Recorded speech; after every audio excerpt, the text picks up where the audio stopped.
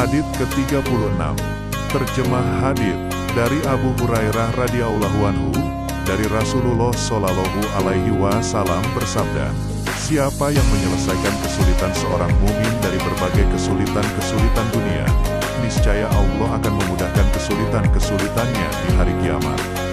Dan siapa yang memudahkan orang yang sedang kesulitan, niscaya akan Allah mudahkan baginya di dunia dan akhirat. Dan siapa yang menutupi aib seorang muslim, Allah akan tutupi aibnya di dunia dan akhirat. Allah selalu menolong hambanya selama hambanya menolong saudaranya. Siapa yang menempuh jalan untuk mendapatkan ilmu, akan Allah mudahkan baginya jalan ke surga.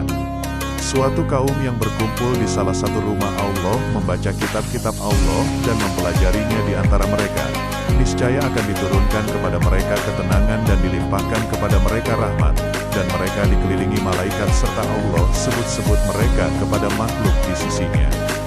Dan siapa yang lambat amalnya, hal itu tidak akan dipercepat oleh nasabnya.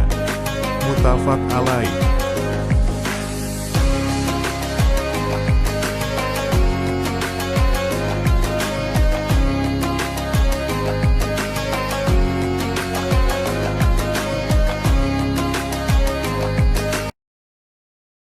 Kandungan hadis 1. Siapa yang membantu seorang muslim dalam menyelesaikan kesulitannya, maka akan dia dapatkan pada hari kiamat sebagai tabungannya yang akan memudahkan kesulitannya di hari yang sangat sulit tersebut. 2. Sesungguhnya pembalasan di sisi Allah Ta'ala sesuai dengan jenis perbuatannya. 3. Berbuat baik kepada makhluk merupakan cara untuk mendapatkan kecintaan Allah Ta'ala. 4. Meluruskan niat dalam rangka mencari ilmu dan ikhlas di dalamnya agar tidak menggugurkan pahala sehingga amal dan usahanya sia-sia. Hadits ke-37. Terjemah hadits dari Ibnu Abbas radhiyallahu anhuma, dari Rasulullah shallallahu alaihi wasallam sebagaimana dia riwayatkan dari Rabb-Nya yang maha suci dan maha tinggi. Sesungguhnya Allah telah menetapkan kebaikan dan keburukan, kemudian menjelaskan hal tersebut.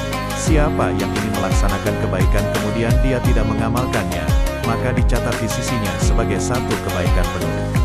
Dan jika dia berniat melakukannya dan kemudian melaksanakannya, maka Allah akan mencatatnya sebagai 10 kebaikan hingga 700 kali lipat, bahkan hingga kelipatan yang banyak. Dan jika dia berniat melaksanakan keburukan, kemudian dia tidak melaksanakannya, maka baginya satu kebaikan penuh. Sedangkan jika dia berniat kemudian dia melaksanakannya, Allah mencatatnya sebagai satu keburukan. Riwayat Bukhari dan Muslim dalam kedua sahihnya dengan redaksi ini. Pelajaran 1. Kasih sayang Allah terhadap hambanya yang beriman sangat luas dan ampunannya menyeluruh sedang pemberiannya tidak terbatas. 2. Sesungguhnya apa yang tidak kuasa oleh manusia, dia tidak diperhitungkan dan dipaksa menunaikannya. 3. Allah tidak menghitung keinginan hati dan kehendak perbuatan manusia kecuali jika kemudian dibuktikan dengan amal, perbuatan, dan praktek.